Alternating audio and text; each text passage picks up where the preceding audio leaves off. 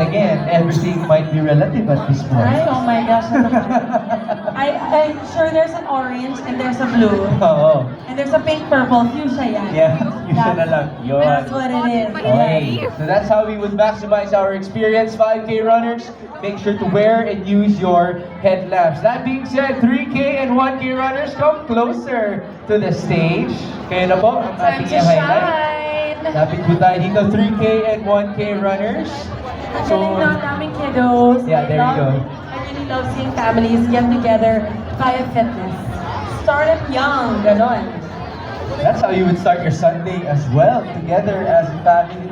Diba lang po yan, minsan lang naman lang po yan. This is such a unique experience. Come closer please, 3K and 1K runners. So Ryan, if anything, you are the cool parents.